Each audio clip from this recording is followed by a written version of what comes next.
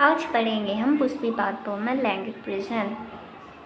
क्या हम भाग्यशाली नहीं हैं कि पादप लैंगिक प्रजनन है असंख्य प्रकार के पुष्प जिन्हें हम आनंद से टकटकी लगाकर देखते हैं, सूंघते हैं तथा जिनकी महक से हम मदहोश हो जाते हैं और उनके भरपूर रंग आदि, यह सभी बातें उसके लैंगिक प्रजनन में सहायक होती हैं। पुष्प का अस्तित्व मात्र हमारे उपयोग के लिए नहीं है, सभी पुष्पी पादप लैंगिक प्रजनन प्रदर्शित करते हैं। पुष्पक्रमों, पुष्पों तथा पुष्पी अंगों की संरचना की विविधता पर एक दृष्टि डालें तो वे अनुकूलन की एक व्यापक परिधि को दर्शाते हैं ताकि लैंगिक जनन का अंतिम उत्पाद फल और बीज की रचना सुनिश्चित हो सके।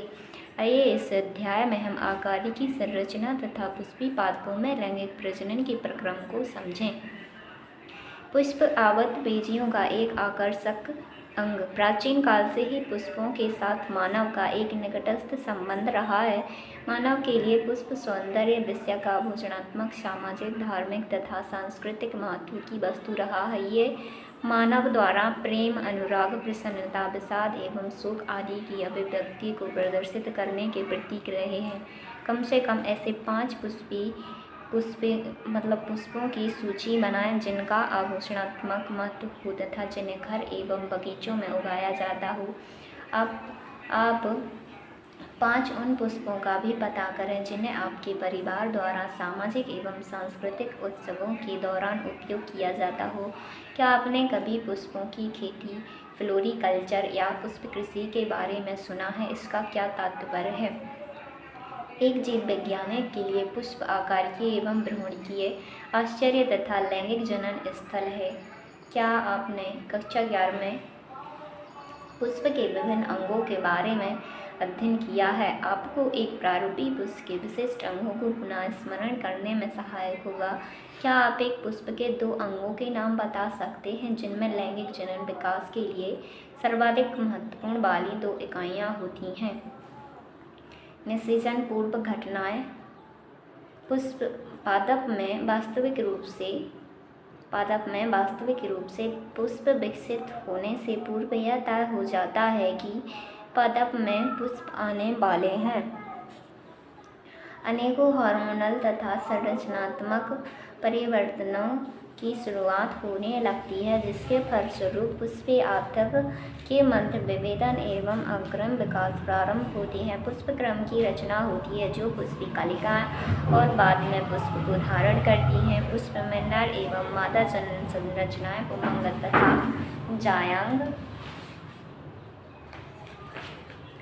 तथा जायांग विभेदित एवं विकसित रहती हैं। आप याद करें कि उमंगों से भरपूर पुंकेसरों का गोला एक चक्कर नर जनन अंग का तथा जायांग स्त्री जनन अंग का प्रतिनिधित्व करता है। पुंकेसर या लघु बीजाणु धानी तथा परागकण। पुंकेसर 2 भागों में विभक्त रहता है। इसमें लंबा एवं पतला डंठल तंतु फिलामेंट कहलाता है तथा अंतिम सिरा सामान्यतः द्विपालित संरचना परागकोश कहलाता है। तंतु का समीपस्थ छोर पुष्प के पुष्पासन या पुष्पदल से जुड़ा होता है। पुंकेसरों की संख्या एवं लंबाई भिन्न प्रजाति के पुष्पों में भिन्न होती है। अगर आप 10 पुष्पों से एक पुंकेसर एकत्र करें और उन्हें एक स्लाइड पर रखें तो आप देखेंगे कि इनके आकार में बहुत भिन्नता है जो प्रकृति में विद्यमान है। एक विच्छेदन सूक्ष्मदर्शी से प्रत्येक पुंकेसर का सावधानीपूर्वक अवलोकन तथा स्पष्ट चित्र के माध्यम से विभिन्न पुष्पों के परागकोशों के जुड़ाव एवं आकार की व्यापकता को समझा जा सकता है। एक प्रारूपिक आवृतबीजी परागकोश द्विपालित होते हैं तथा प्रत्येक पाली में 2 कोष्ठ होते हैं, अर्थात ये द्विकोष्ठी होते हैं। प्रायः एक अनुलंब खांच प्रवारक कोष्ठ को अलग करते हुए लंबवत गुजरता है। आइए परागकोश के एक अनुप्रस्थ काट में विभिन्न प्रकार के ऊतकों तथा उनके संयोजन को समझें। एक परागकोश की द्विपालित प्रकृति परागकोश के अनुप्रस्थ काट में ही बहुत ही पृथक या सुव्यक्त होती है। परागकोश एक 4 दिशीय चतुष्कोणीय संरचना होती है जिसमें 4 कोनों पर लघु बीजाणुधानी समाहित होती है जो प्रत्येक पाली में 2 होती है। यह लघु बीजाणुधानी आगे विकसित होकर परागपुटी बन जाती है और यह अनुलंबवत एक परागकोश की लंबाई तक विस्तारित होते हैं और परागकणों से ठसाठस भरे होते हैं।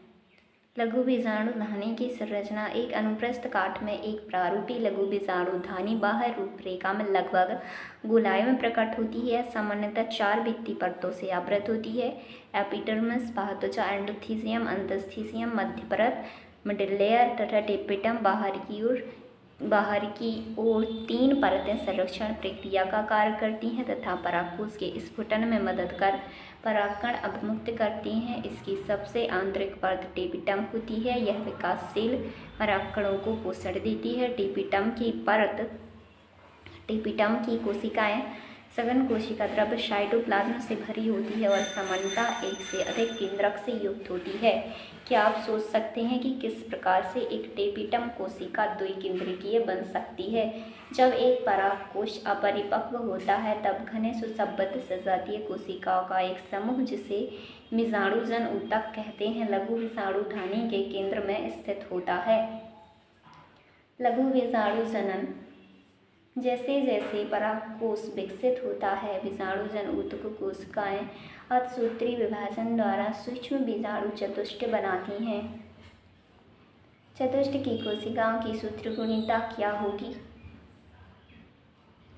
जैसा कि बीजाणुजन ऊतक की प्रत्येक कोशिका एक लघु बीजाणु चतुष्ट की वृद्धि करने में सक्षम होती है। प्रत्येक कोशिका एक सक्षम परागमात्र कोशिका होती है। एक परागमात्र कोशिका से अतसूत्री विभाजन द्वारा लघु बीजाणु के निर्माण की प्रक्रिया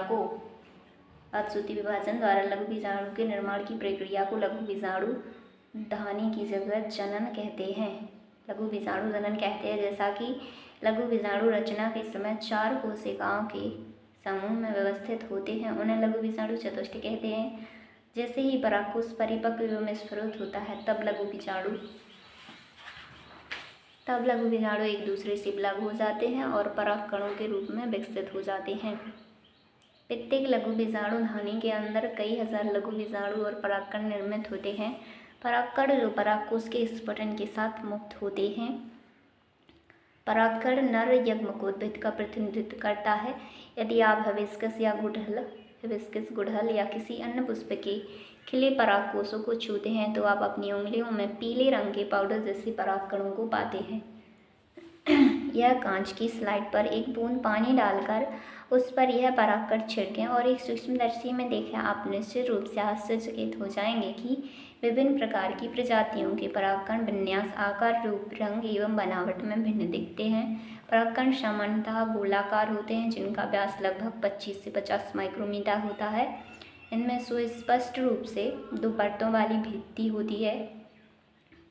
कठोर भित्ति को बाह्यचोल कहते हैं, जो कि स्पोरोपोलिन से बनी होती है, जो सर्वाधिक ज्ञात प्रतिरोधक कार्बनिक सामग्री है। यह उच्च ताप तथा सुदृढ़ अम्लों एवं क्षारों के सम्मुख टिक सकती है। अभी तक ऐसा कोई एंजाइम पता नहीं चला है जो स्पोरोपोलिन को निम्नीकृत कर सके। परागकण की बाह्यचोल में सुस्पष्ट द्वारकीय रंध्र होते हैं, जिन्हें जनन छिद्र कहते हैं, जहाँ पर स्पोरोपोलिन अनुपस्थित होते हैं। परागकण जीवाश्मों की भांति बहुत अच्छे से संरक्षित होते हैं, क्योंकि उनमें स्पोरोपोलिन की उपस्थिति होती है।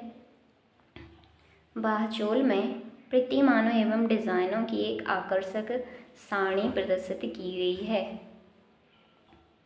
परागकण की आंतरिक भित्ति को अंधाचोल कहा जाता है। यह एक पतली तथा सतत परत होती है, सेलुलोज एवं पेक्टिन की बनी होती है। परागकण का जीव द्रव्य एक प्लाज्मा भित्ति से आवृत होता है। जब परागकण परिपक्व होता है तब उसमें 2 कोशिकाएं, काय कोशिका तथा जनन कोशिका समाहित होती है। काय कोशिका बड़ी होती है, जिसमें प्रचुर खाद्य भंडार तथा एक विशाल अनियमित आकृति का केंद्रक होता है। जनन कोशिका छोटी होती है तथा काय कोशिका के जीव द्रव्य में तैरती रहती है और यह तरकु आकृति की होती है और घने जीव द्रव्य और एक केंद्रक वाली है। 60% या 60% से अधिक आवृतबीजी पादपों के परागकण इस 2 कोशीय चरण में झड़ते हैं या संगलित होते हैं। शेष प्रजातियों में जनन कोशिका समसूत्री विभाजन द्वारा विभक्त होकर परागकण के झड़ने से पहले 3 चरणीय 2 नर युग्मकों को बनाते हैं। अनेक प्रजातियों के परागकण कुछ लोगों में गंभीर एलर्जी एवं श्वसनीय वेदना पैदा करते हैं, जो कभी कभी चिरकालिक श्वसन विकार, दमा, श्वसनीय शोथ आदि के रूप में विकसित हो जाती है। यह बताया जा सकता है कि भारत में आयातित गेहूं के साथ आने वाली गाजर घास या पार्थेनियम की उपस्थिति सर्वव्यापक हो गई है, जो परागकण एलर्जी कारक है।